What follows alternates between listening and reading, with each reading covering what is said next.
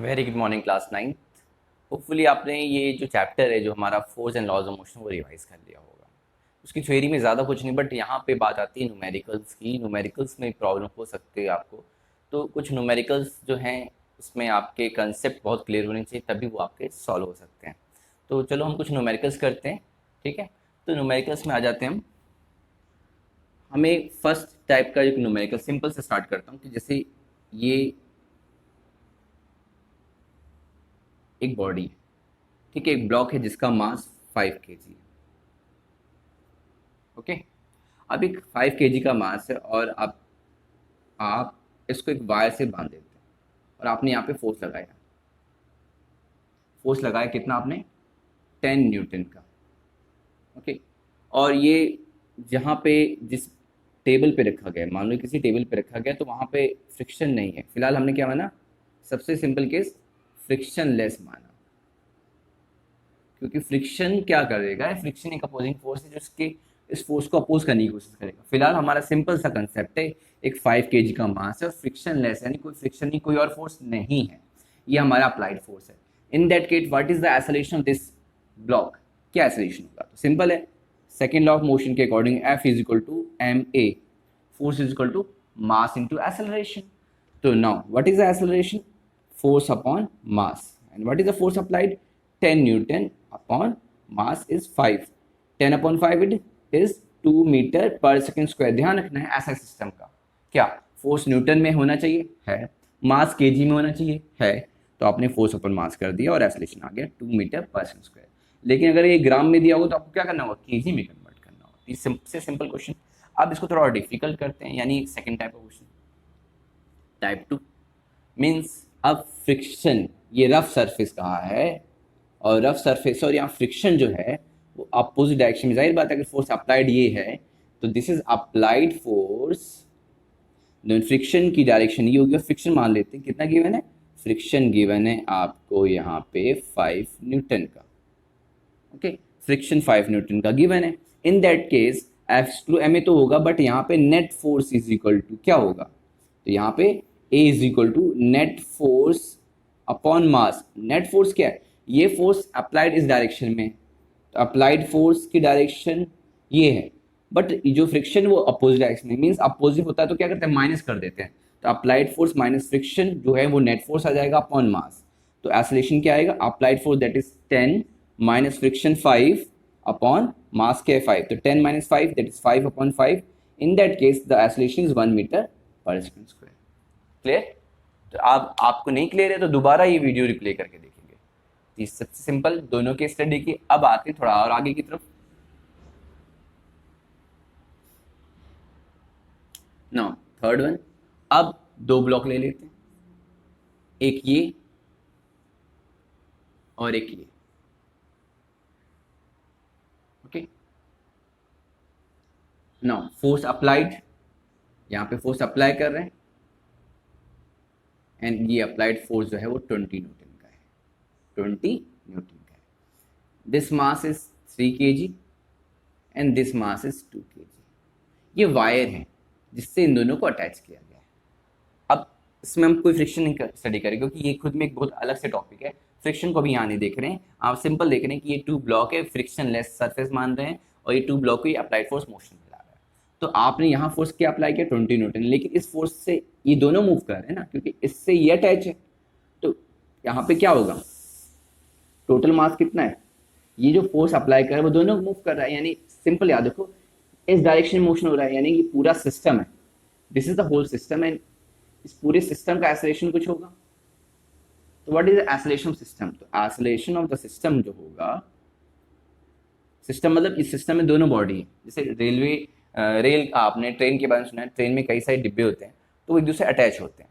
तो सारे ट्रेन क्या करते हैं? पूरे डिब्बे को मूव करते हैं, तो पूरा सिस्टम हो गया ना, एक ट्रेन हो गई वो पूरी। तो वैसे ही ये सिस्टम का एक्सेलरेशन क्या होगा? जो अप्लाइड फोर्स है, जिस फोर्स के से मूव करे, भाई ये अप्लाइड है, क्यों इसके से मूव करी? क्योंकि इसकी डायरेक्शन में जा रहा है ना। तो ये अप्लाइड फोर्स अपॉन मास। मास क्या? पूरे सिस्टम का मास।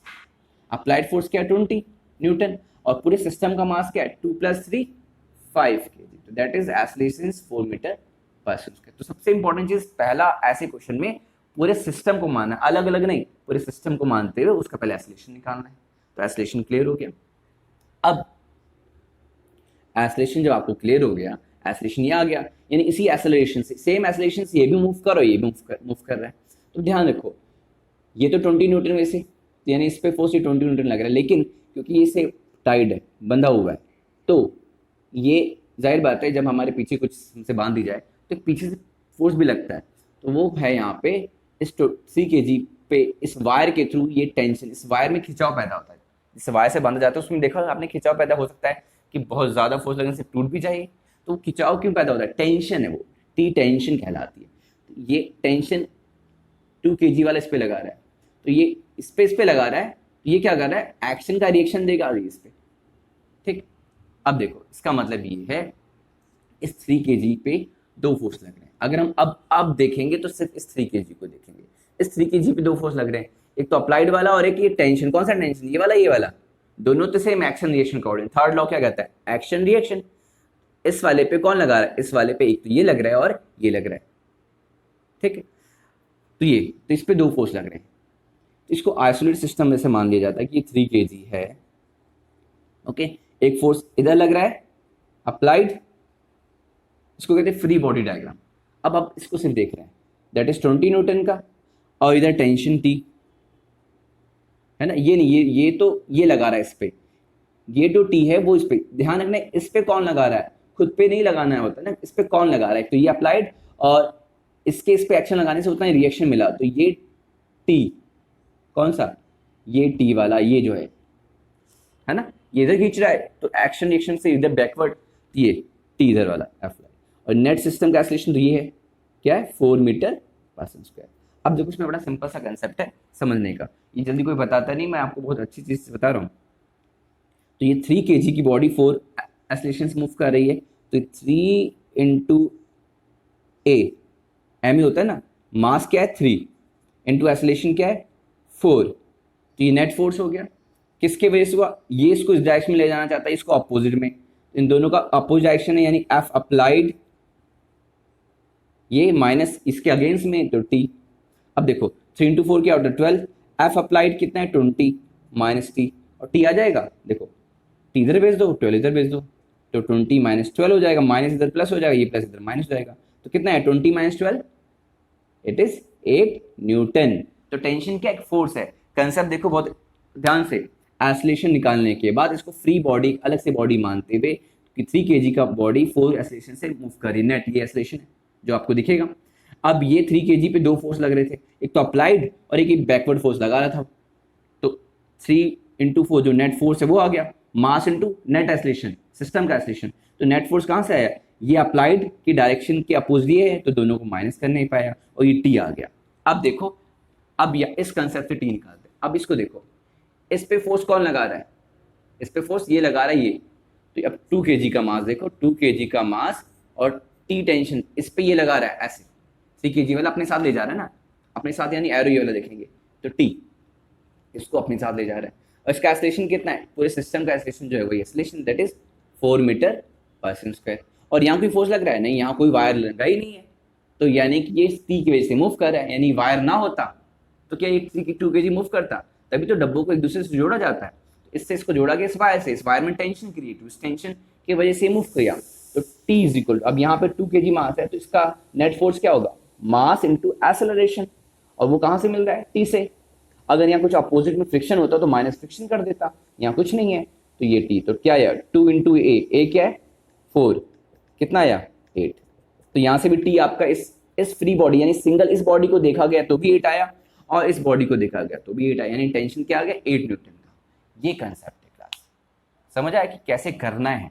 अब ये चीज वीडियो जितनी बार देख सको आप देखना, क्योंकि ये बहुत आसान नहीं है, और अगर ये समझ आ गया आपको तो डेफिनेटली फिजिक्स बहुत ईजी हो जाएगी। जल्दी किसी समझ नहीं आता, इसको कहते हैं फ्री बॉडी डायग्राम। पहले सिस्टम को स्टडी किया, फिर एक एक बॉडी को स्टडी किया, और कैसे मैंने किया वो देखो आप। अपोजिट डायरेक्शन में तो माइनस किया, जो मैंने बोला है एक एक वीडियो को, एक एक ऑडियो को रिप्ले करके जरूर देखेंगे, ठीक है। Thank you.